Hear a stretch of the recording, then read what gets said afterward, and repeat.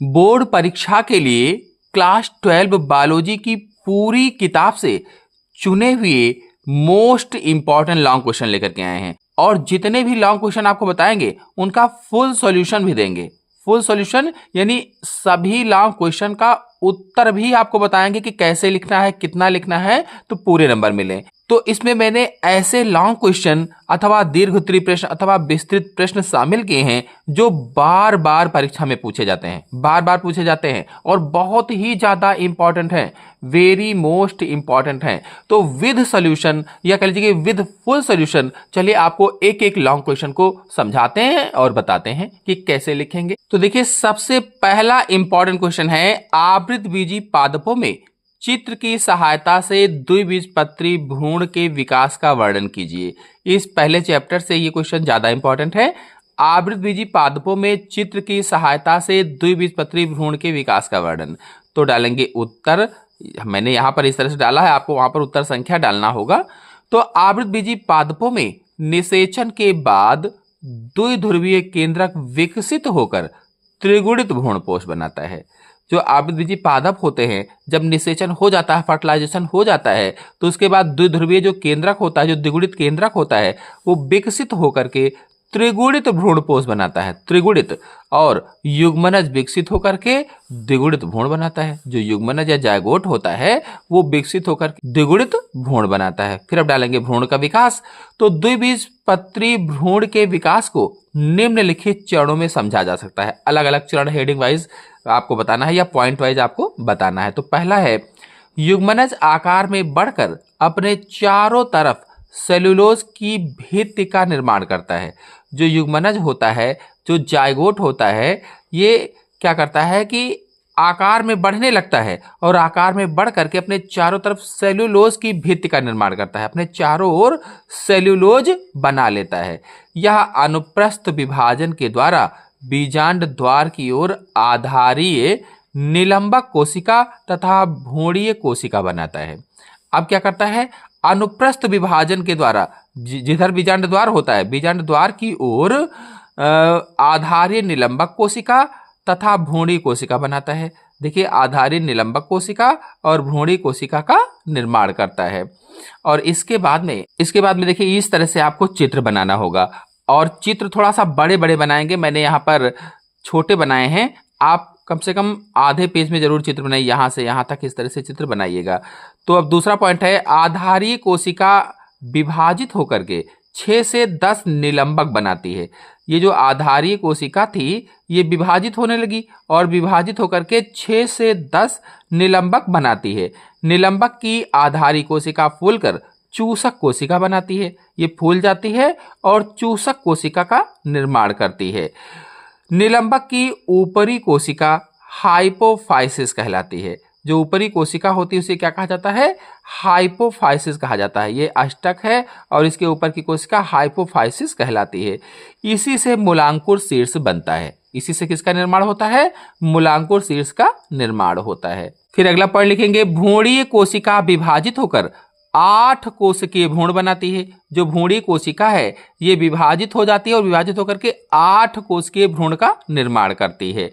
भ्रूण अष्टक अवस्था में हाइपोफाइसिस के बीच स्थित 4 कोशिकाएं हाइपोबेसल तथा इनसे नीचे वाली 4 कोशिकाएं एपीबेसल कहलाती हैं। यानी जो अष्टक अवस्था थी उसमें हाइपोफाइसिस के नीचे स्थित 4 कोशिकाएं हाइपोबेसल और उनसे नीचे वाली 4 कोशिकाएं एपीबेसल कहलाती हैं। फिर अगला पॉइंट लिखेंगे, हाइपोबेसल कोशिकाएं मूलांकुर तथा अधोबीज पत्र का निर्माण करती हैं। जो हाइपोबेसल कोशिकाएं हैं ये मूलांकुर और अधोबीज पत्र का निर्माण करती हैं और एपीबेसल कोशिकाएं प्रांकुर तथा बीज पत्र का निर्माण करती हैं। फिर इस तरह से देखिए चित्र बना देंगे। एक और चित्र बनाना पड़ेगा और चित्र बनाने के बाद में पांचवा पॉइंट लिखेंगे, अब अष्टक की कोशिकाएं परिणत विभाजन द्वारा 16 कोशिकीय गोलाकार भ्रूण बनाती हैं। जो अष्टक कोशिकाएं थी ये परिणत विभाजन के द्वारा 16 कोशिकीय गोलाकार भ्रूण का निर्माण करती हैं। इसके बाद गोलाकार भ्रूण से हृदयाकार भ्रूण का निर्माण होता है। गोलाकार भ्रूण से हृदयाकार भ्रूण का निर्माण होता है, जिसमें पार्श्वीय वृद्धि से बीज पत्रों का निर्माण होता है। यानी पार्श्वीय वृद्धि होती है जिससे बीज पत्र बनते हैं या बीज पत्रों का निर्माण होता है, जो भ्रूणीय अक्ष द्वारा जुड़ा रहता है। कैसे जुड़ा रहता है? तो भ्रूणीय अक्ष के द्वारा जुड़ा रहता है। भ्रूणीय अक्ष मूलांकुर, बीजपत्राधार, बीजपत्रोपरिक व प्रांकुर में भिन्नित होता है। इस प्रकार से भ्रूण का विकास हो जाता है। तो ये एक लॉन्ग क्वेश्चन हो जाएगा। आइए दूसरे लॉन्ग क्वेश्चन पर आते हैं। दूसरा मोस्ट इंपॉर्टेंट क्वेश्चन है, आवृतबीजी पौधों में निषेचन क्रिया का सचित्र वर्णन कीजिए। अथवा इसी को पूछा जाता है कि निषेचन का विस्तार से वर्णन कीजिए तथा द्विनिषेचन का महत्व लिखिए। या फिर पूछ लेते हैं, त्रिशलन क्या है, यह कहाँ और कैसे संपन्न होता है, इसमें सम्मिलित न्यूक्लियाई का नाम बताइए। तो चलिए इन दोनों को बता देते हैं। तो नर और मादा युग्मकों के संयोजन या संयुग्मन को निषेचन कहते हैं। यानी जब नर और मादा युग्मक आपस में मिल जाते हैं तो उन्हीं के मिलने की क्रिया को निषेचन क्रिया कहा जाता है। आवृतबीजी पौधों में यह क्रिया पराग कणों द्वारा बने नर युग्मक और बीजांड में स्थित अंड कोशिका के संयोजन से होता है।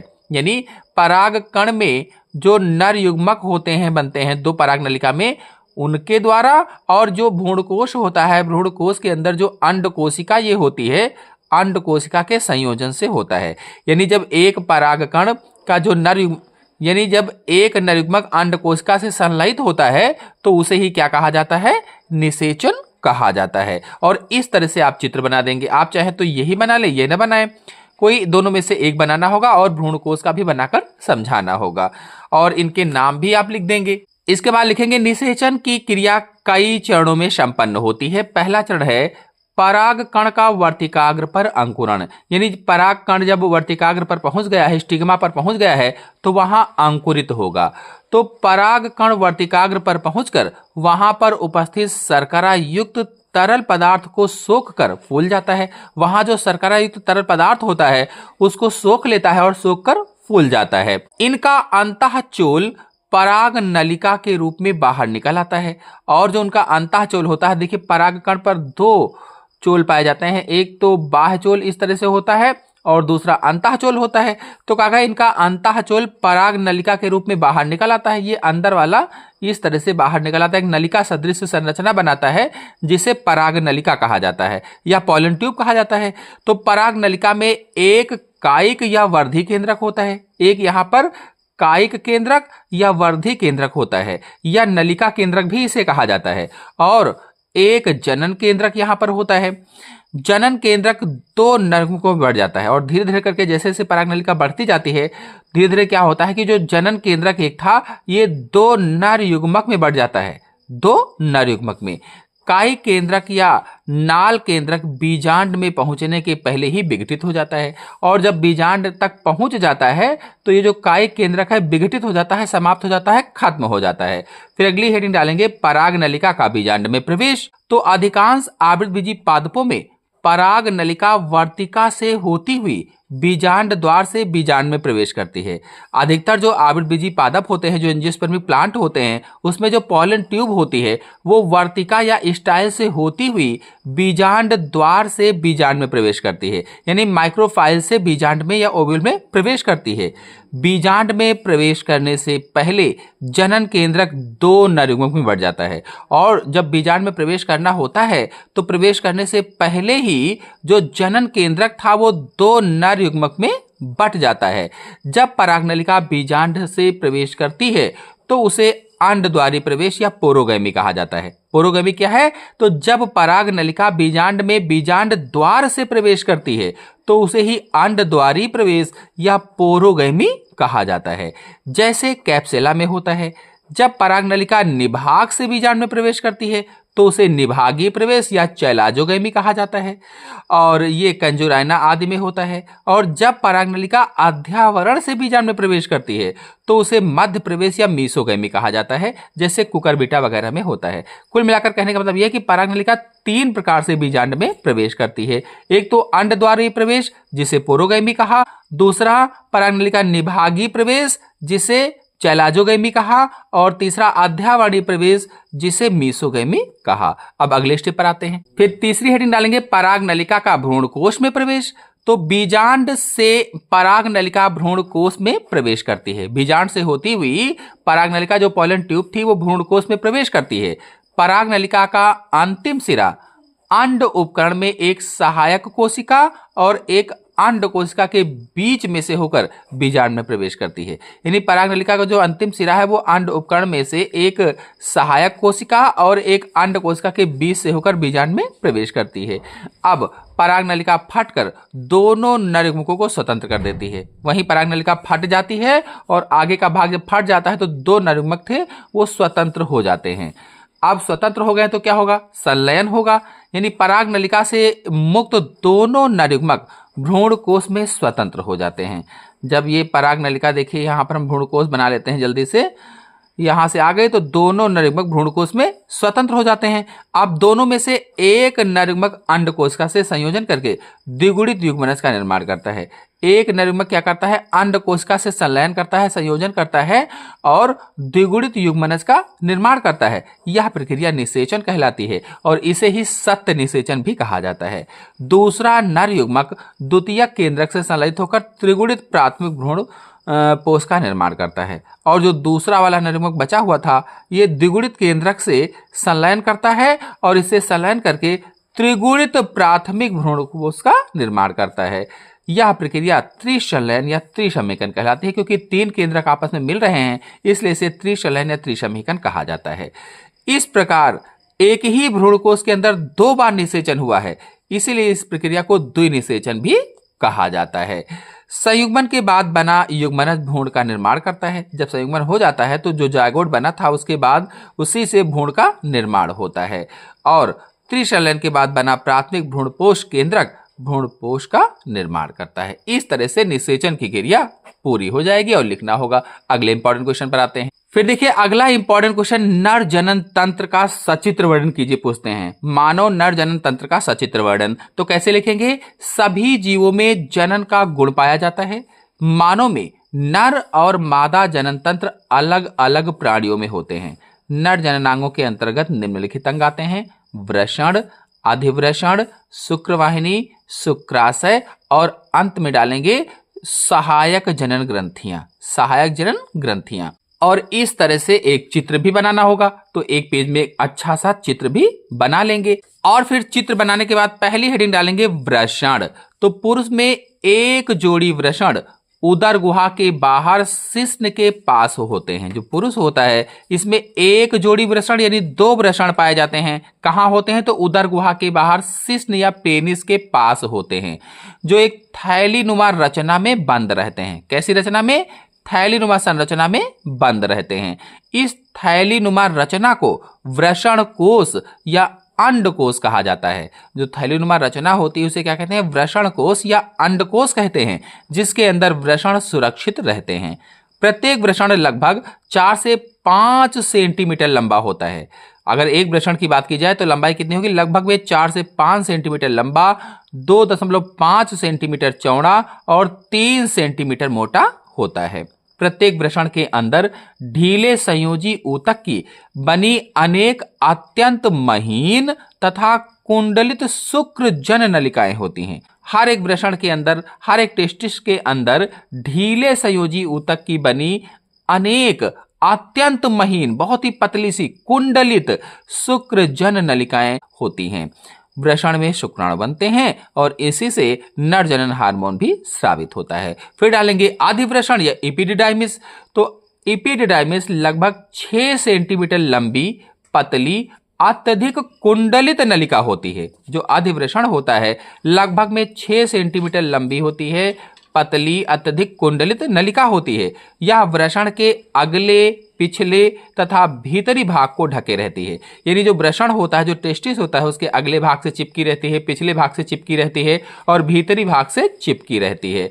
शुक्राणु विभिन्न नलिकाओं से होते हुए आदिवृषण में जाते हैं। जो शुक्राणु, जो स्पर्म है, वो विभिन्न नलिकाओं से होते हुए आदिवृषण या एपिडिडाइमिस में जाते हैं या आते हैं।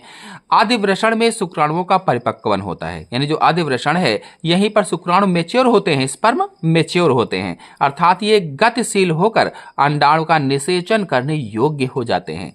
यहाँ पर शुक्राणु लगभग 1 महीने तक रहते हैं। जो एपिडिडाइमिस है यहाँ पर शुक्राणु कितने दिन तक रहते हैं, तो लगभग में 1 माह तक रहते हैं तथा इसके पश्चात स्वतः ही नष्ट हो जाते हैं। इसके बाद अपने आप नष्ट हो जाते हैं।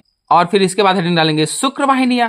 तो ये संख्या में 2 होती हैं, भाई दोनों तरफ हैं तो संख्या में 2 होती हैं, क्योंकि 2 वृषण है तो 2 शुक्रवाहिनी है। प्रत्येक एपिडिडाइमिस के अंतिम छोर से, यानी आद्य वृषण के अंतिम छोर से एक मोटी लगभग 45 सेंटीमीटर लंबी नलिका निकलती है, जिसे शुक्रवाहिनी कहा जाता है। यह पहले वक्षण नाल से होकर उदर गुहा में मूत्राशय के पृष्ठ तल पर स्थित अपनी ओर की मूत्रवाहिनी के चारों ओर फंदा बनाती है, जो बाद में नीचे मुड़कर पास के शुक्राशय की छोटी सी नलिका से जुड़ती है। शुक्राणु शुक्रवाहिनी के द्वारा शुक्राशय में पहुंचते हैं। फिर डालेंगे शुक्राशय। तो प्रत्येक शुक्राशय लगभग 5 सेंटीमीटर लंबा मूत्राशय के पीछे थैलीनुमा रचना होती है। इसकी भित्ति ग्रंथिल होती है, जिससे एक चिपचिपा द्रव स्रावित होता है, जो शुक्राणुओं के साथ मिलकर वीर्य का निर्माण करता है। यह हल्के पीले रंग का चिपचिपा द्रव है, जो पुरुष के वीर्य का लगभग 60% भाग बनाता है। शुक्राशय से निकलने वाली छोटी सी नलिका शुक्रवाहिनी के साथ साथ मिलकर स्खलन नलिका का निर्माण करती है, जो मूत्र मार्ग में खुलती है। इसके बाद हेडिंग डालेंगे शिश्न या पेनिस। तो यह बेलनाकार मैथुनांग है। शिश्न के बीच से होकर मूत्र मार्ग गुजरता है। इसी मार्ग से जननिक पदार्थ भी निकलता है, इसीलिए इसे मूत्रोजनन छिद्र भी कहा जाता है। शिश्न की संरचना पेशियों और रुधिर कोटरों से बनी होती है। शिश्न में 3 भाग होते हैं, शिश्न मूल, शिश्नकाय, शिश्नमुंड। अब डालेंगे सहायक जनन ग्रंथियां। पुरुषों में मुख्य रूप से 2 सहायक जनन ग्रंथियां पाई जाती हैं, प्रोस्टेट ग्रंथि और काउपर्स ग्रंथि। हेडिंग डालेंगे प्रोस्टेट ग्रंथि। एक जोड़ी प्रोस्टेट ग्रंथियां शिश्न के आधार भाग पर पाई जाती हैं। एक जोड़ी होती है, यानी 2 होती हैं। इनसे एक अम्लीय स्राव निकलता है। प्रोस्टेट ग्रंथियों से अम्लीय स्राव निकलता है, जो सीमेन का 25 से 30% भाग बनाता है। उसी सीमेन में जाकर के मिल जाता है और 25 से 30% भाग उसका बनाता है। यह शुक्राणुओं को सक्रिय रखता है। इसके बाद काउपर्स ग्रंथि डालेंगे। एक जोड़ी काउपर्स ग्रंथियां प्रोस्टेट ग्रंथियों के ठीक पीछे स्थित होती हैं। इनसे एक क्षारीय द्रव स्रावित होता है, जो मैथुन के समय मूत्र मार्ग को चिकना बनाता है। तो इस तरह से नर जनन तंत्र हो जाएगा। आइए मादा जनन तंत्र को देख लेते हैं। अब देखिए प्रश्न पूछा जाता है मादा जनन तंत्र का सचित्र वर्णन कीजिए। तो ये वेरी मोस्ट इंपॉर्टेंट है। मादा जनन तंत्र बहुत ही ज्यादा इंपॉर्टेंट है। तो लिखेंगे मादा जनन तंत्र में निम्नलिखित अंग होते हैं, ये जरूर लिख देना। पहला डालना अंडाशय, फिर अंडवाहिनी, गर्भाशय, योनि, सहायक जनन ग्रंथियां। फिर पहली हेडिंग डालेंगे और हेडिंग डालने से पहले यहां पर चित्र बना देंगे। देखिए इस तरह से एक चित्र अवश्य आपको बना देना है मादा जनन तंत्र का, और चित्र बनाकर उसका नामांकन कर देंगे सभी भागों का। और नामांकन करने के बाद हेडिंग डालेंगे अंडाशय या ओवरी, और इसके बारे में लिखेंगे। तो अंडाशय या ओवरी में लिखना है स्त्री में एक जोड़ी अंडाशय उदर गुहा में गर्भाशय के दोनों तरफ स्थित होते हैं। देखिए ये गर्भाशय है, एक इधर है एक इधर है, इसलिए कहा गया है कि एक जोड़ी अंडाशय यानी 2 अंडाशय गर्भाशय के दोनों तरफ स्थित होते हैं। प्रत्येक अंडाशय चपटा बादाम की आकृति का होता है। चपटा होता है जैसे बादाम होता है, उसी बादाम की आकृति का होता है। यह लगभग 3 सेंटीमीटर लंबा, 2 सेंटीमीटर चौड़ा और 1 सेंटीमीटर मोटा होता है। लंबाई कितनी है? लगभग में 3 सेंटीमीटर। चौड़ाई कितनी है? लगभग में 2 सेंटीमीटर और 1 सेंटीमीटर लगभग में मोटा होता है। अंडाशय में अंडाणुओं का निर्माण होता है। जो ओवरी है, जो अंडाशय है, यहाँ पर अंडाणुओं का निर्माण होता है और साथ ही मादा हार्मोन का स्रावण भी होता है। मादा हार्मोन एस्ट्रोजन और प्रोजेस्टेरॉन का स्रावण भी यहीं से होता है। फिर आगे लिखेंगे। अब दूसरी हेडिंग डालेंगे अंडवाहिनियां। तो ओविडक्ट या अंडवाहिनियां, इसे फैलोपियन ट्यूब भी कहा जाता है। प्रत्येक अंडाशय से लगभग 12 सेंटीमीटर लंबी एक नली निकलती है, जिसे अंडवाहिनी कहते हैं। हर एक अंडाशय से लगभग 12 सेंटीमीटर लंबी नली निकलती है, जिसे अंडवाहिनी कहा जाता है या ओविडक्ट कहा जाता है या फैलोपियन नलिका कहा जाता है। अंडवाहिनी अंडाशय की तरफ चौड़ी होती है, जो अंडवाहिनी है ये अंडाशय की तरफ चौड़ी होती। इस चौड़े भाग को एम्पुला कहते हैं। इसका अंडाशय की तरफ वाला भाग झालरदार रचना बनाता है जिसे फिम्बरी कहते हैं। फिम्बरी। जब अंडाशय से अंडा निकलता है तो इन्हीं झालर जैसी फिम्बरी द्वारा पकड़कर अंडवाहिनी के अंदर कर दिया जाता है। अंडे का निषेचन इसी अंडवाहिनी में ही होता है या अंडवाहिनी के एम्पुला में ही होता है। अंडवाहिनी का अंतिम सिरा गर्भाशय में खुलता है। और इसके बाद फिर अगली हेडिंग डालेंगे गर्भाशय। तो गर्भाशय नाशपाती की आकृति की एक पेशीय रचना होती है जो स्त्री के श्रोणि प्रदेश या पेल्विक रीजन में स्थित होती है।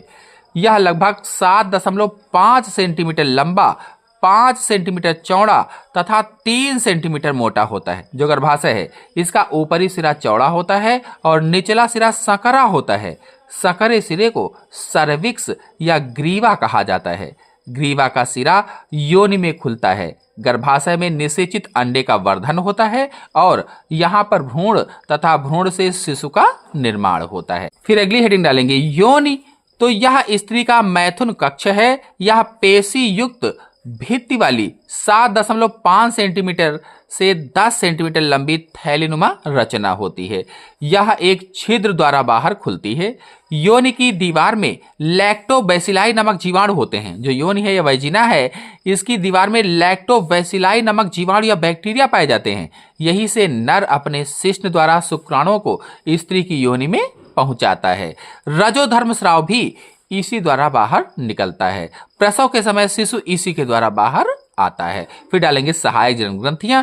तो स्त्री जनन तंत्र में मुख्य रूप से 2 सहायक ग्रंथियां पाई जाती हैं। कौन कौन सी? एक तो बर्थोलिन ग्रंथियां, दूसरा पेरिनियल ग्रंथियां। बर्थोलिन ग्रंथियां हेडिंग डालेंगे और लिखेंगे योनि मुख के इधर उधर 2 ग्रंथियां होती हैं जिन्हें बर्थोलिन ग्रंथियां कहते हैं। इनसे निकलने वाला स्राव मैथुन के समय योनि में चिकनाहट प्रदान करता है। जबकि पेरिनियल ग्रंथियों में क्या लिखेंगे? स्त्री में 1 जोड़ी पेरिनियल ग्रंथियां पाई जाती हैं। इनसे निकलने वाले स्राव में एक विशेष गंध होती है जो लैंगिक उत्तेजना को बढ़ाती हैं। फिर अगले इंपॉर्टेंट लॉन्ग क्वेश्चन पर आते हैं। तो देखिए अगला मोस्ट इंपॉर्टेंट क्वेश्चन है युग्मक जनन क्या है? नामांकित चित्र की सहायता से मानव में शुक्र जनन की प्रक्रिया का वर्णन कीजिए। बहुत ही ज्यादा इंपॉर्टेंट है। एक तो इस तरह से क्वेश्चन पूछा जा सकता है या पूछा जाता है कि मानव में अंडाणु जनन की प्रक्रिया का सचित्र वर्णन कीजिए, या पूछा जाता है मानव में शुक्राणु जनन की प्रक्रिया का सचित्र वर्णन कीजिए। तो किसी भी तरह से पूछा जाए, जो पूछा जाए वो लिखना है आपको। तो सबसे पहले तो युग्मक जनन की परिभाषा आपको समझा देते हैं। तो वृषण अथवा अंडाशय की जनन एपिथेलियम कोशिकाओं में अर्धसूत्री विभाजन के बाद युग्मक निर्माण की क्रिया को युग्मक जनन कहा जाता है। चाहे वृषण ले लो चाहे अंडाशय ले लो, यानी टेस्टिस या ओवरी की जो जनन एपिथेलियम की कोशिकाएं होती हैं उनमें अर्धसूत्री विभाजन के बाद युग्मकों के बनने की क्रिया को ही युग्मक जनन कहा जाता है, या युग्मकों के निर्माण की क्रिया को ही युग्मक जनन कहा जाता है। नर में इस क्रिया को शुक्रजन या स्पर्मेटोजेनेसिस कहते हैं। अगर नर में यह क्रिया हो रही है, मेल में हो रही है, तो उसे शुक्राणु जनन या शुक्र जनन या स्पर्मेटोजेनेसिस कहा जाता है। और अगर मादा में यह क्रिया हो रही है तो उसे अंड जनन या oogenesis कहा जाता है। आप सबसे पहले शुक्राणु जनन को समझाते हैं चित्र सहित और इसके बाद अंडाणु जनन को समझाएंगे। तो शुक्र जनन या स्पर्मेटोजेनेसिस नर के वृषण की जनन एपिथेलियम कोशिकाओं से शुक्राणुओं के निर्माण की क्रिया शुक्र जनन कहलाती है। नर के जो वृषण हैं, जो टेस्टिस हैं, उनकी जनन एपिथेलियम की जो कोशिकाएं हैं, उन जनन एपिथेलियम कोशिकाओं से शुक्राणुओं या स्पर्म के बनने की जो क्रिया है उसे ही शुक्र जनन कहा जाता है। अथवा पुरुष के वृषण में शुक्राणु बनने की क्रिया को ही शुक्र जनन या शुक्राणु जनन कहते हैं।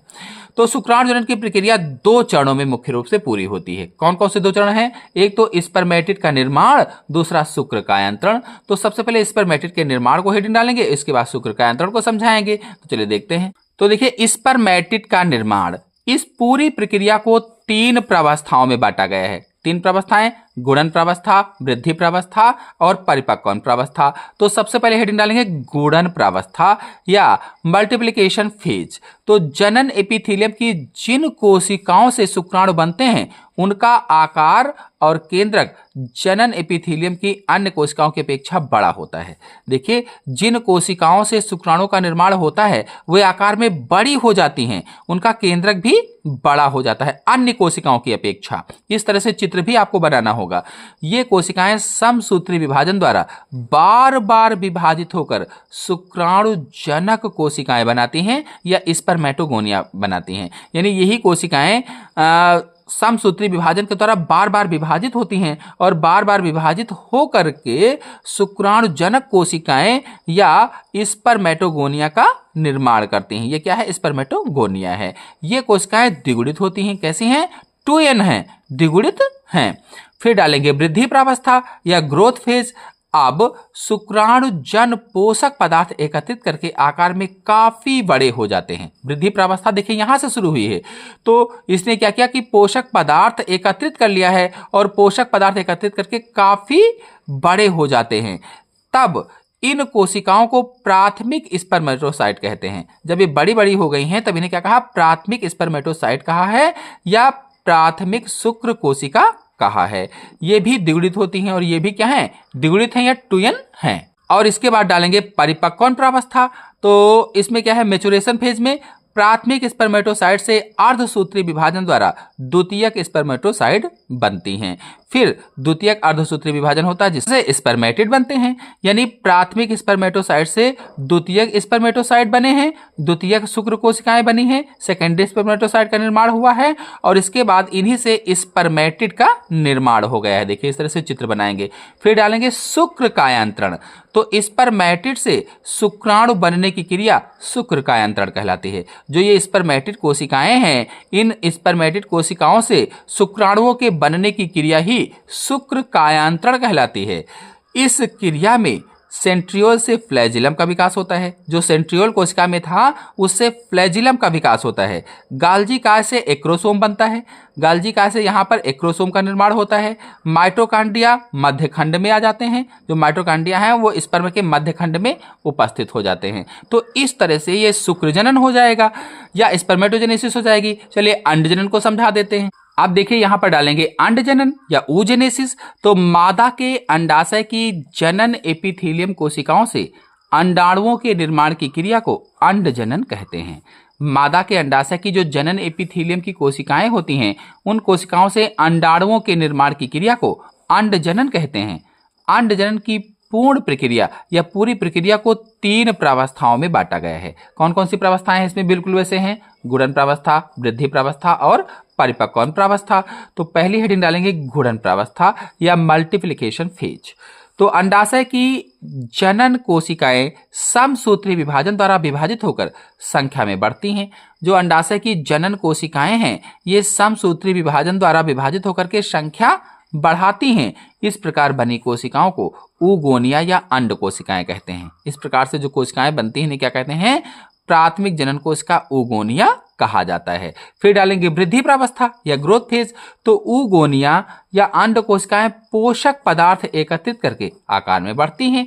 अब इन्होंने क्या किया कि पोषक पदार्थ एकत्रित कर लिया, इकट्ठा कर लिया और आकार में बड़ी बड़ी हो गई हैं, आकार में बढ़ती हैं। निश्चित आकार तक वृद्धि करने के बाद प्राथमिक अंडक या प्राइमरी oocyte कहलाती हैं और एक निश्चित आकार तक जब ये वृद्धि कर जाती हैं तो इन्हें प्राइमरी oocyte कहा जाता है या प्राथमिक अंडक कहा जाता है। लेकिन सभी oogonia प्राथमिक अंडक कोशिकाएं नहीं बनाती हैं। जितनी भी oogonia हैं ये सभी प्राथमिक अंडक का निर्माण नहीं करती हैं, बल्कि कुछ छोटी भी रह जाती हैं। कुछ देखिए यहाँ पर छोटी भी रह गई हैं जिन्हें पुटक कोशिकाएं कहा जाता है। पुटक कोशिकाएं या पोलर बॉडी कहा जाता है या फालिकल कोशिकाएं भी कहते हैं। इसके बाद हेडिंग डालेंगे परिपक्वन विभाजन मैच्योरेशन फेज। तो प्राथमिक अंडक में प्रथम परिपक्वन विभाजन अंडरोपण के समय होता है। जो प्राथमिक अंडक है इस प्राथमिक अंडक में प्रथम परिपक्वन विभाजन अंडारोपण के समय होता है। यह विभाजन अर्धसूत्री होता है। जिससे गुणसूत्रों की संख्या आधी रह जाती है। अर्धसूत्री है इसलिए गुणसूत्रों की संख्या आधी रह जाती है। इनमें से एक कोशिका छोटी होती है जिसे प्रथम ध्रुव कोशिका कहा जाता है। एक कोशिका छोटी है जिसे फर्स्ट पोलर बॉडी कहा है, प्रथम ध्रुव कोशिका कहा है, जबकि जो दूसरी कोशिका है ये बड़ी है और इसे द्वितीयक अंडक कहा या ऊटिड कहा है। और इसके बाद फिर से इस तरह से विभाजन होता है, इस तरह से एक अंडे का निर्माण हो जाता है और 3 पोलर बॉडी बनती हैं। तो इस तरह से अंडजनन की प्रक्रिया हो जाएगी। चलिए अगले इंपॉर्टेंट क्वेश्चन पर आते हैं। देखिए अगला इंपॉर्टेंट क्वेश्चन पूछा जाता है कि वंशागति किसे कहते हैं, या वंशागति क्या है या आनुवांशिकता क्या है, मेंडल के स्वतंत्र अपव्यवन के नियम का वर्णन कीजिए। तो पहले वंशागति की परिभाषा देखेंगे। अनुवांशिकी लक्षणों के एक पीढ़ी से दूसरी पीढ़ी में स्थानांतरित होने की प्रक्रिया को अनुवांशिकता या वंशागति कहा जाता है। वंशागत क्या है कि माता पिता के जो लक्षण हैं वो पीढ़ी दर पीढ़ी उनकी संतानों में ट्रांसफर हो रहे हैं, इसे ही वंशागति कहते हैं या अनुवांशिकता कहा जाता है। फिर डालेंगे स्वतंत्र अपव्यवन का नियम, तो इसे स्वतंत्र प्रतिसम्मिश्रण का नियम भी कहते हैं। इस नियम के अनुसार अनुवांशिक लक्षण का प्रभावी कारक स्वतंत्र रूप से दूसरे लक्षण प्रभावी कारक से नहीं बल्कि अप्रभावी कारक से भी मिल सकता है। अर्थात किसी जीव में एक लक्षण की वंशागति दूसरे लक्षण की वंशागति से पूर्णतया स्वतंत्र होती है। जब 2 जोड़े तुलनात्मक विरोधी लक्षणों के मध्य संकरण कराया जाता है तो उसे द्विसंकर क्रॉस कहते हैं। मेंडल ने शुद्ध गोल और पीले बीज वाले पादप का संकरण शुद्ध झुर्रीदार व हरे बीज वाले पादप से कराया, तो F1 पीढ़ी में सभी पादप गोल और पीले बीज वाले थे। F1 पीढ़ी के पादपों में स्वपरागण कराने पर F2 पीढ़ी में गोल व पीले बीज, गोल व हरे, झुर्रीदार व पीले तथा झुर्रीदार व हरे बीजों वाले पादप क्रमशः 9:3:3:1 के अनुपात में प्राप्त होते हैं। अब इसका चित्र कैसे बनाएंगे, तो देखिए इतना लिखने के बाद फिर इस तरह से आपको चित्र बनाना होगा। इसमें चित्र में यहाँ देखिए लिखेंगे गोल व पीले बीज, इसको कैपिटल RR कैपिटल YY करेंगे, इसको झुर्रीदार व हरे बीज स्मॉल RR स्मॉल YY करेंगे, और इसको P1 पीढ़ी कह देंगे या पैतृक पीढ़ी। फिर क्रॉस कराएंगे तो यहाँ पर गोल व पीले बीज आएंगे, capital R small R capital Y small Y, और इसके बाद यहाँ पर F1 पीढ़ी लिखेंगे, ये स्वपरागण हो जाएगा। और स्वपरागण के बाद में इस तरह से चेकर बोर्ड आपको बनाना होगा। तो देखिए इस तरह से एक चेकर बोर्ड भी आप बना देंगे और ये पूरा क्वेश्चन कंप्लीट हो जाएगा। फिर देखिए क्वेश्चन पूछा जाता है नामांकित चित्र की सहायता से हर्शे व चेज के प्रयोग का वर्णन कीजिए। वैज्ञानिक ने अपने प्रयोग के बाद जो निष्कर्ष निकाला उसे लिखिए। हर्शे व चेज का प्रयोग कैसे करेंगे, चलिए आपको दिखाते हैं। तो देखिए लिखेंगे आनुवांशिक पदार्थ वह तत्व है जो विशेषकों की एक पीढ़ी से दूसरी पीढ़ी में वंशागति को नियंत्रित करता है। यह पदार्थ आनुवांशिक लक्षणों की संकेत सूचनाओं को संचित रखता है तथा संतति पीढ़ी के जीवों में स्थानांतरित करता है। ये संतति जीव इन लक्षणों को विकसित करते हैं या इन गुणों को विकसित करते हैं। डीएनए की आनुवांशिक पदार्थ के रूप में उपस्थिति के अनेक प्रत्यक्ष व अप्रत्यक्ष प्रमाण मिलते हैं, किंतु इसका ठोस प्रमाण सर्वप्रथम हर्शे व चेज ने दिया था। हर्शे तथा चेज के पारगमन प्रयोग को निम्नवत समझा जा सकता है। पॉइंट वाइज देखिए मैंने यहाँ पर लिखा हुआ है। पहला है जीवाणु भोजी जीवाणुओं के विषाणु हैं। T2 एक प्रकार का जीवाणु भोजी होता है या बैक्टीरियोफेज होता है जो ई कोलाई को प्रभावित करता है। हर्शे व चेज ने सन 1952 में ई कोलाई को भिन्न या 2 भिन्न संवर्धन माध्यमों में संवर्धित किया। एक संवर्धन माध्यम में रेडियो एक्टिव सल्फर व दूसरे संवर्धन माध्यम में रेडियो एक्टिव फास्फोरस डाला। देखिए इस प्रयोग को मैंने बहुत ही आसान तरीके से अपने चैनल में अपलोड किया है, आप लोग चाहें तो जाकर के देख सकते हैं। इस पूरे हर्शे व चेज के प्रयोग को चित्रों के माध्यम से समझाया है, एक बार आप देखेंगे समझ में आ जाएगा। लेकिन यहाँ पर हम लॉन्ग क्वेश्चन को समझा रहे हैं कि कैसे लिखेंगे, क्या क्या नोट्स हैं, इसलिए इस तरह से बताया जा रहा है। तो फास्फोरस डाला। रेडियो एक्टिव सल्फर ने सल्फर युक्त अमीनो अम्ल से संबद्ध होकर जीवाणुवीय प्रोटीन का निर्माण किया, जबकि रेडियो एक्टिव फास्फोरस न्यूक्लियोटाइड से संबद्ध हुई जिससे न्यूक्लिक अम्ल मुख्यतः डीएनए का निर्माण हुआ। इसके बाद क्या लिखेंगे, इसके बाद फिर अगला पॉइंट है हर्शे एवं चेज ने फिर T2 जीवाणु भोजी की दोनों संवर्धन माध्यमों में प्रविष्ट कराया। T2 जीवाणु भोजी को दोनों संवर्धन माध्यम में प्रविष्ट कराया और दोनों ही स्थिति में प्राप्त विषाणु संतति का परीक्षण किया। विषाणु के जीवाणु में गुणन करने के कारण 2 प्रकार के विषाणु प्राप्त हुए, एक जिनमें रेडियोएक्टिव प्रोटीन थी, दूसरे जिनमें रेडियोएक्टिव डीएनए था। फिर चौथा पॉइंट है, प्रत्येक प्रकार के जीवाणु भोजियों को फिर से सामान्य जीवाणुयुक्त संवर्धन माध्यम में प्रविष्ट कराया गया। कुछ समय पश्चात इस निलंबन को सेंट्रीफ्यूज में 1000 आरपीएम पर मथ कर पृथक कर दिया गया घोल को। अपकेंद्रण या सेंट्रीफ्यूज करने पर भारी व संक्रमित जीवाणु नीचे बैठ गए, ऊपर के द्रव में हल्के व प्रोटीन खोल रह गए। दोनों के परीक्षण पर उन्होंने पाया कि चिन्हित प्रोटीन युक्त विषाणु जीवाणु को चिन्हित करने में असमर्थ थे, चिन्हित डीएनए युक्त विषाणु जीवाणु को चिन्हित करने में सक्षम थे। इससे यह सिद्ध हो गया कि आनुवांशिक पदार्थ डीएनए है, ना कि प्रोटीन। और इसके बाद चित्र भी बनाएंगे, तो चित्र देख लीजिए। इस तरह से आपको चित्र भी बनाना होगा हर्षे व चेस के प्रयोग में। इस तरह से चित्र बना देंगे हर्षे व चेस के प्रयोग में। इसके बाद अगले इंपॉर्टेंट लॉन्ग क्वेश्चन पर आते हैं। फिर देखिए क्वेश्चन पूछा जाता था, वाटसन एवं क्रिक द्वारा प्रस्तुत द्विकुंडलीय डीएनए की संरचना का वर्णन कीजिए। Very most important long question है ये। हर्षे चेस मैंने बता ही दिया है। वाटसन एवं क्रिक द्वारा प्रस्तुत डीएनए का द्विकुंडलीय संरचना, आइए आपको समझाते हैं कि कैसे लिखेंगे और कितना लिखेंगे तो अच्छे नंबर प्राप्त हों। तो लिखेंगे, डीएनए का निर्माण पेंटोज शर्करा, फास्फोरिक अम्ल व नाइट्रोजन क्षारकों के द्वारा होता है।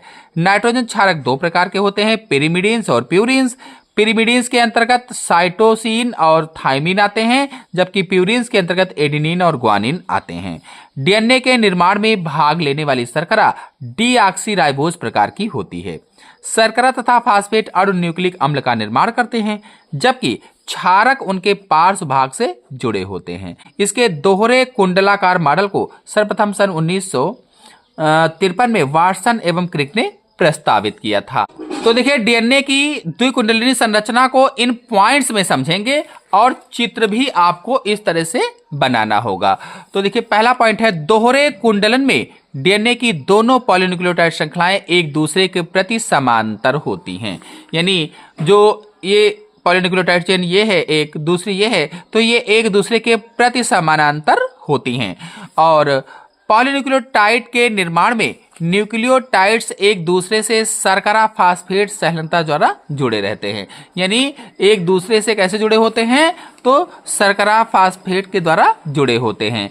डीएनए की पॉलीन्यूक्लियोटाइड श्रृंखलाएं एक दूसरे से हाइड्रोजन बंधों के द्वारा जुड़ी रहती हैं। जो हाइड्रोजन बांड होते हैं, इन हाइड्रोजन बांड के द्वारा देखिए जुड़ी होती हैं। साइटोसिन तथा ग्वानिन क्षारकों की संलग्नता 3 हाइड्रोजन बंधों के द्वारा जुड़ी होती है। जो साइटोसिन और ग्वानिन है, इसमें 3 हाइड्रोजन बांड होते हैं। एडेनिन और थाइमिन है, इसमें 2 हाइड्रोजन बांड होते हैं। इसी चीज को बताया गया है। एडेनिन तथा थाइमिन के मध्य केवल 2 हाइड्रोजन बांड होते हैं। दोनों पॉलीन्यूक्लियोटाइड श्रृंखलाओं में शर्करा के अणु एक दूसरे में 11 एंगस्ट्रॉम की दूरी पर होते हैं। जो शर्करा के अणु होते हैं वो 11 एंगस्ट्रॉम की दूरी पर होते हैं। डीएनए अणु का व्यास 20 एंगस्ट्रॉम होता है। इसका जो पूरा व्यास है ये 20 एंगस्ट्रॉम होता है। और फिर इसका लिखेंगे, कुंडलाकार रचना में एक पूर्ण चक्र 34 एंगस्ट्रॉम की दूरी पर होता है। इसका अगर पूरे चक्र की एक बात की जाए तो पूरा एक चक्र 34 एंगस्ट्रॉम की दूरी पर होता है। इतनी दूरी में 10 न्यूक्लियोटाइड क्षार युगल पाए जाते हैं। फिर अगला पॉइंट है, आवश्यक एंजाइमों की उपस्थिति में डीएनए का केंद्रक पे अंतरावस्था काल में रेप्लिकेशन होता है। डीएनए अणु के प्रति पिकोग्राम भार की लंबाई 31 सेंटीमीटर होती है। डीएनए के विपरीत सूत्रों में शर्करा अणुओं की स्थिति, तो इस तरह से पूरा आप लिख देंगे। और लिखने के बाद में देखिए इस तरह से आगे और बताना होगा कि डीएनए के द्विकुंडली मॉडल का महत्व क्या है, तो महत्व बता करके और इस तरह से आपको चित्र बनाना होगा। फिर अगला इंपॉर्टेंट क्वेश्चन है, लिंग निर्धारण क्या है? पक्षियों तथा मधुमक्खियों में लिंग निर्धारण समझाइए। अथवा इसे पूछा जाता है कि लिंग निर्धारण क्या है, मानव तथा मधुमक्खियों में लिंग निर्धारण की क्रियाविधि का वर्णन कीजिए। तो लिंग निर्धारण वह प्रक्रिया है जिसके द्वारा यह सुनिश्चित होता है कि एक लिंगी जंतुओं में लैंगिक जनन द्वारा उत्पन्न होने वाला नया प्राणी नर होगा या मादा होगा। और देखिए फिर हेडिंग डालेंगे, पक्षियों में लिंग निर्धारण। तो पक्षियों में लिंग निर्धारण इस तरह से समझा देंगे। और अगर इसको डिटेल से समझना चाहते हैं तो हमारे चैनल में अपलोडेड है, आप लोग जाकर के वहां से समझ सकते हैं। मैंने बनाकर बहुत ही अच्छी तरीके से समझाया हुआ है। तो ये पक्षियों में लिंग निर्धारण हो जाएगा। और इसके बाद देखिए मधुमक्खी में लिंग निर्धारण, इसे अगुणित द्विगुणित क्रियाविधि भी कहा जाता है या अगुणित द्विगुणित लिंग निर्धारण भी कहते हैं। तो इस तरह से मधुमक्खी में लिंग निर्धारण की क्रियाविधि वाला आपको करना होगा। तो कि मधुमक्खी में सामान्यतः 3 प्रकार के सदस्य होते हैं, रानी, श्रमिक और ड्रोन या नर। तो रानी के बारे में थोड़ा सा लिखेंगे, फिर श्रमिक के बारे में थोड़ा सा लिखेंगे, फिर ड्रोन के बारे में थोड़ा सा लिखेंगे। और इसके बाद में देखिए यहाँ पर ये लिंग निर्धारण की क्रिया को दिखाएंगे कि किस तरह से हुआ। यहाँ ड्रोन था, यहाँ मादा मक्खी थी, शुक्राणु इसने निकाला, मादा ने इधर अंडाणु दो प्रकार के दिए, निषेचित और अनिषेचित। निषेचित से यहाँ पर संलयन द्वारा मादा बनी जो रानी और श्रमिक का निर्माण हुआ, और अनिषेचित अंडाणु से अनिषेक जनन के द्वारा ड्रोन का निर्माण हो गया है। इस तरह से मधुमक्खी में लिंग निर्धारण हो जाएगा। अब मनुष्य में भी पूछा गया था इसी में, तो मानव में लिंग निर्धारण की क्रिया विधि लिखेंगे। और मानव में लिंग निर्धारण की क्रिया विधि को इस तरह से पहले थोड़ा सा थ्योरी आपको जरूर लिखना होगा। इस तरह से थ्योरी लिखेंगे, और थ्योरी लिखने के बाद में इस तरह से एक क्रॉस बना देंगे मनुष्य में लिंग निर्धारण का, पुरुष और स्त्री बना करके इनके पुत्रों को यहाँ पर दिखाना होगा। इसके बाद फिर अगला इंपॉर्टेंट क्वेश्चन है, जैव विकास क्या है? जैव विकास के पक्ष में प्रमाण लिखिए, इनमें किन्हीं दो को समझाइए। या पूछ लिया अवशेषी अंग क्या है? मनुष्य के 4 अवशेषी अंगों का उल्लेख कीजिए, ये किस प्रकार जैव विकास को प्रमाणित करते हैं।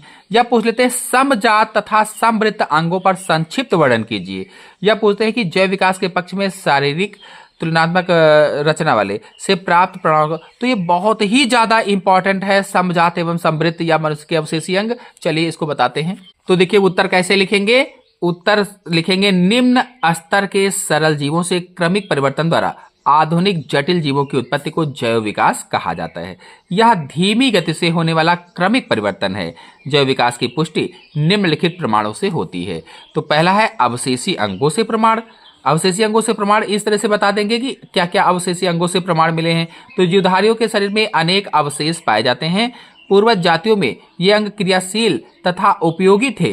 जीवधारियों द्वारा उपयोग न किए जाने से ये अवशेषी हो गए हैं और अंततः विलुप्त हो जाएंगे। कुछ अवशेषी अंग इस प्रकार से हैं। अब कुछ अवशेषी अंग में कर्णपल्लव की पेशियां बता दीजिए, अवशेषी अंग है। शरीर पर बाल अवशेषी अंग के रूप में है। अक्ल दाढ़ जो अवशेषी अंग है, यानी मोलर का तीसरा दंत जो होता है। कृमि रूप परसेसिका सेल्यूलोज के पाचन हेतु होती थी, लेकिन अब उपयोगी नहीं रह गई है, इस तरह से बताएंगे। फिर जैव विकास के तुलनात्मक आकारकी से प्रमाण। तो तुलनात्मक आकारकी के प्रमाण को इस तरह से लिखेंगे, इसमें जो समजात और समरूप अंग है उसके बारे में बताना है। फिर दूसरी हेडिंग डालेंगे, जैव विकास के तुलनात्मक आकारकी से प्रमाण। तो तुलनात्मक आकारकी से प्रमाण में समजातता और समरूपता को बताना है। तो यहाँ लिखेंगे, समजात अंग कुछ ऐसी रचनाएं होती हैं जो उत्पत्ति और मूल रचना में समान होती हैं, परंतु कार्य के अनुसार उनकी बाह्य रचना में भिन्नता होती है। ऐसी रचनाओं को समजात अंग कहते हैं और इनकी समानता को समजातता कहते हैं। जैसे सील के फ्लीपर, पक्षी के पंख, चमगादड़ के पंख, घोड़े की अगली टांगे, मनुष्य के हाथ आदि, ये हो जाएगा। इसके बाद में देखिए इनके चित्र भी बना देंगे। चित्र बनाना बहुत ही आवश्यक है क्योंकि लॉन्ग क्वेश्चन है। और फिर इसके बाद डालेंगे समवृत्त अंग। तो वे अंग जो समान कार्य करते हैं परंतु उत्पत्ति और मूल रचना में भिन्न होते हैं, समवृत्त अंग कहलाते हैं। इनकी इस समरूपता को समवृत्तता कहते हैं। उदाहरण के रूप में जैसे कीटों, विलुप्त सरीसृप, टेरोडेक्टाइल पक्षियों तथा चमगादड़ के पंख उड़ने का कार्य करते हैं, परंतु ये उत्पत्ति और मूल रचना में भिन्न होते हैं। इस तरह से आपको बताना होगा। और इसके बाद में इस तरह से इनके चित्र भी बना दीजिए, तो अच्छे नंबर पाने में बहुत ही आसानी होती है। और इसके बाद में जीवाश्म से प्रमाण बता दीजिए। जीवाश्म से प्रमाण, ये वाला आप शॉर्ट ले लीजिए। और इसके बाद में इसी में भ्रौणकी से प्रमाण बता दीजिए। इस तरह से पूरा ये आंसर हो जाएगा। फिर अगला मोस्ट इंपोर्टेंट क्वेश्चन है, डार्विन के जैव विकास संबंधित सिद्धांतों का वर्णन कीजिए, या डार्विनवाद का विस्तार से वर्णन कीजिए, या डार्विन के प्राकृतिक चयनवाद का वर्णन कीजिए, या डार्विन की विकासीय परिकल्पना का सिद्धांत बताइए। तो डार्विनवाद का जो प्राकृतिक चयनवाद है, नेचुरल सिलेक्शन थ्योरी है, इनकी विकासीय परिकल्पना है, ये बहुत ही ज्यादा इंपॉर्टेंट है। तो इस तरह से इसके बारे में लिखेंगे। देखिए यहाँ पर जीवों में संतानोत्पत्ति की प्रचुर क्षमता, प्रत्येक जीव में अपनी जाति को बनाए रखने के लिए संतानोत्पत्ति की अपार क्षमता होती है। इसके फलस्वरूप पृथ्वी पर जीवों की इन जातियों की आबादी या समष्टि लगभग निश्चित या संतुलित रहती है। इतना लिखेंगे। फिर जीवन संघर्ष के बारे में बताएंगे कि सभी जीव जीवित रहने के लिए संघर्ष करते हैं। भोजन, आवास, उचित वातावरण के लिए जीवधारियों में जीवन संघर्ष होता है। जीवन संघर्ष सजातीय, अंतरजातीय, वातावरणीय होता है। फिर विभिन्नताएं डाल करके इस तरह से लिखेंगे। और इसके बाद योग्यतम की उत्तरजीविता या प्राकृतिक चयन के बारे में बता देंगे। और इसके बाद वातावरण में निरंतर परिवर्तन और नई जाति की उत्पत्ति। इस तरह से इनका आंसर ये पूरा हो जाएगा। फिर अगला इंपॉर्टेंट क्वेश्चन है, व्यसन से आप क्या समझते हैं? प्रमुख नशीले पदार्थों के नाम, उनके प्रभाव, या व्यसन क्या है, किशोरावस्था में बढ़ते व्यसनों के कुप्रभाव क्या है, इनकी रोकथाम कैसे करें। तो इस तरह से व्यसन के बारे में बताएंगे। इस तरह से व्यसन के बारे में आपको लिखना होगा। पॉइंट वाइज लिख दीजिए, बहुत ही आसान रहेगा। फिर व्यसन के अंतर्गत ड्रग्स और नशीली दवाएं दूसरी हेडिंग होगी। तो ड्रग्स और नशीली दवाओं के बारे में थोड़ा सा आपको लिख दीजिए। थोड़ा सा तंबाकू के बारे में बताइए। फिर नशीले पदार्थों एवं एल्कोहल की रोकथाम व उपचार कैसे करें इसको बताना होगा। तो इस तरह से पॉइंट वाइज आप लिख दीजिए, तो ये हो जाएगा। और इसके बाद अगला इंपॉर्टेंट क्वेश्चन है, मानव कल्याण के लिए सूक्ष्मजीवों के उपयोग का उदाहरण सहित वर्णन कीजिए, या मानव कल्याण में सूक्ष्मजीवों के महत्व का संक्षेप में वर्णन कीजिए। तो इस तरह से प्रश्न पूछा जाएगा तो आप सूक्ष्मजीवों के बारे में थोड़ा थोड़ा करके सब कुछ आपको लिखना पड़ेगा। तो पहले लिखेंगे दुग्ध व डेयरी उद्योग में सूक्ष्मजीव, इसके बाद किण्वन वाला बता देंगे, इसके बाद डबल रोटी निर्माण में, प्रतिजैविक निर्माण में, औद्योगिक महत्व, इस तरह से औद्योगिक महत्व सहित बताएं। ये ऊर्जा के स्रोत के रूप में भी बता देंगे, और यहाँ पर कृषि क्षेत्र में भी इस तरह से बता देंगे। तो ये पूरा क्वेश्चन हो जाएगा। फिर अगला मोस्ट इंपॉर्टेंट क्वेश्चन है, पारिस्थितिक पिरामिड क्या है। जीव भार, जीव संख्या तथा जैव ऊर्जा के पिरामिड को समझाए। तो इस तरह से क्वेश्चन पूछा जाता है। देख लीजिए, बहुत ही ज्यादा इंपॉर्टेंट। इसका आंसर कैसे लिखेंगे दिखाते हैं। तो देखिए, इसका आंसर कुछ इस तरह से आपको लिखना होगा।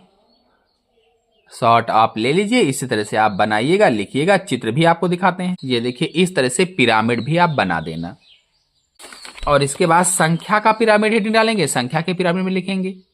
संख्या के पिरामिड का चित्र इस तरह से बनाएंगे। और फिर ऊर्जा का पिरामिड लिखेंगे इस तरह से, और ऊर्जा के पिरामिड में इस तरह से चित्र बनाएंगे। फिर पारिस्थितिक तंत्र में ऊर्जा का स्रोत इस तरह से बता देंगे। ये हो जाएगा। और फिर इसके बाद में एक और इंपॉर्टेंट क्वेश्चन पूछा जाता है कि पारितंत्र किसे कहते हैं, इसमें पाए जाने वाले जैविक और अजैविक घटकों का वर्णन कीजिए। तो ये क्वेश्चन देख लीजिए, इस तरह से पूछा जाता है।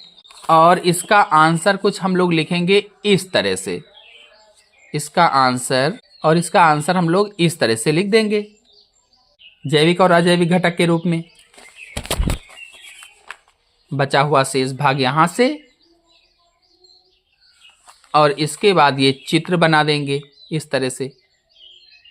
और चित्र बनाने के बाद में फिर आपको प्राथमिक, द्वितीयक और तृतीयक उपभोक्ता को लिखना होगा। तो इस तरह से लिखेंगे। फिर सर्वाहारी, अपारजक और अपघटक को बताना होगा। अपघटक भी इसी में बता देंगे। फिर अगला क्वेश्चन, एक पारितंत्र यानी तालाब का पारितंत्र। तो तालाब के पारितंत्र को इस तरह से आपको लिखना होगा। ये लिखेंगे तालाब के पारितंत्र में, और इस तरह से एक तालाब का चित्र बना देंगे। फिर तालाब के पारितंत्र में जो शेष बचा हुआ भाग है इसको लिखना होगा, जैविक और अजैविक घटक। ये पूरा तालाब का पारितंत्र हो जाएगा। और इसके बाद में फिर अगला मोस्ट इंपोर्टेंट क्वेश्चन है अनुवांशिक कूट। तो इस तरह से प्रश्न पूछा जाता है, अनुवांशिक कूट पर घुमा घुमा कर इतना लिखेंगे, अनुवांशिक कूट की परिभाषा, और फिर अनुवांशिक कूट की विशेषताएं इस तरह से बता देंगे। फिर अगला मोस्ट इंपॉर्टेंट क्वेश्चन पूछा जाता है, जैव विविधता से आप क्या समझते हैं, इसके संरक्षण की विधियां या इसकी क्षति के कारण। तो इस तरह से देख लीजिए। तो जैव विविधता की परिभाषा लिखने के बाद में जैव विविधता की विलुप्ति या क्षति के कारण बताएंगे। इस तरह से कारण लिखना होगा आपको। इस तरह से शेष बचे हुए कारण हो जाएंगे। और इसके बाद में देखिए सह विलुप्तता, ये भी क्षति का कारण था। और फिर इसके बाद में जैव विविधता संरक्षण की विधियां, संरक्षण की विधियों के अंतर्गत स्वास्थ्य संरक्षण और बाह्य संरक्षण, इस तरह से लिखना होगा। यह क्वेश्चन बहुत ही ज्यादा इंपॉर्टेंट है। जीन चिकित्सा क्या है, एक एडिनोसिन डीएमिनेज की कमी से बच्ची का उदाहरण देते हुए समझाइए। इस तरह से क्वेश्चन पूछा जाता है। तो ये जीन चिकित्सा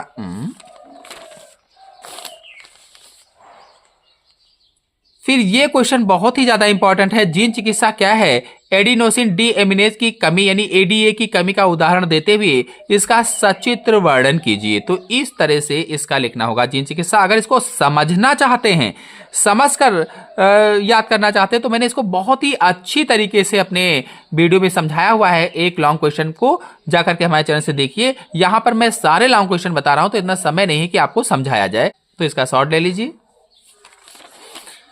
इसके बाद एडिनोसिन डीएमिनेज की कमी का उदाहरण इस तरह से बताएंगे, और यहां पर चित्र भी इस तरह से आपको बनाना होगा। चित्र बनाना अति आवश्यक है लॉन्ग क्वेश्चन में जरूर, लघु उत्तरी में जरूर।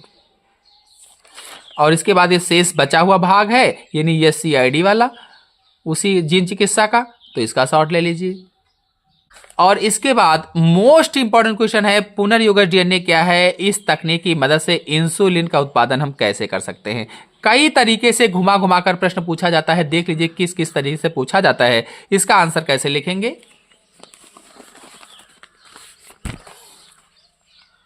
तो देखिए इसका आंसर पहले पुनर्योगज डीएनए की परिभाषा बताएंगे कि दो अलग अलग स्रोतों से लिए गए डीएनए को जोड़कर बनाया गया नया डीएनए पुनर्योगज डीएनए या रिकॉम्बिनेंट डीएनए कहलाता है। फिर मानव इंसुलिन के बारे में थोड़ा सा बता देंगे और इसके बाद में इस तरह से आपको मानव में इंसुलिन उत्पादन की क्रियाविधि को बताना होगा।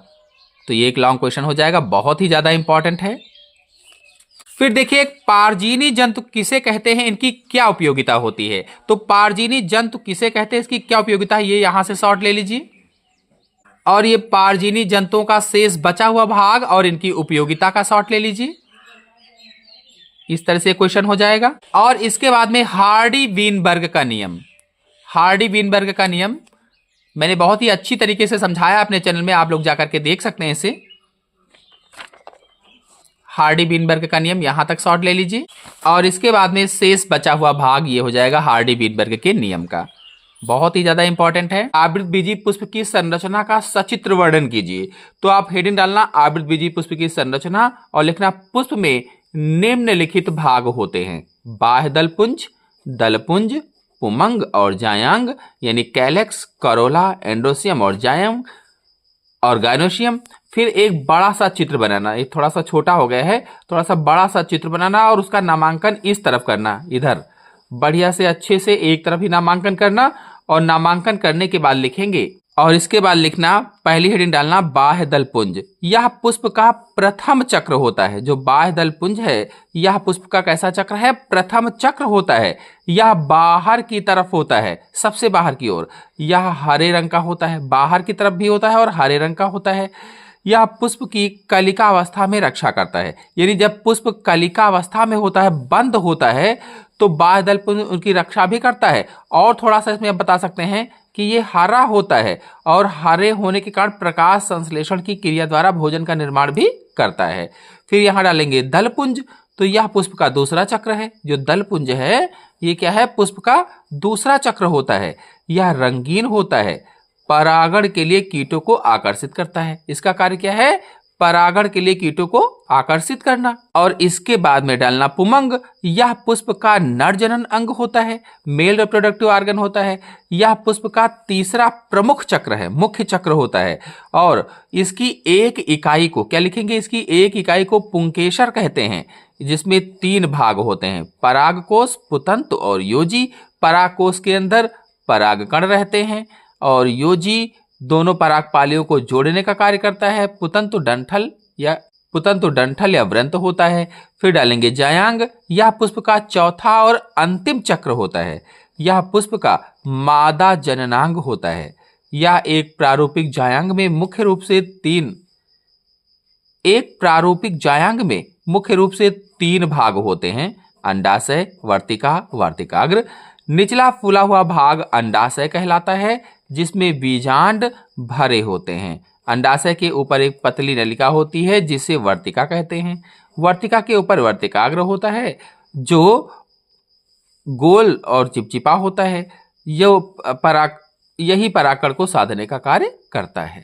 तो आशा है आप सभी लोगों को वीडियो समझ में आया होगा। समझ में आया हो तो लाइक कीजिए, अपने सभी दोस्तों में शेयर कीजिए।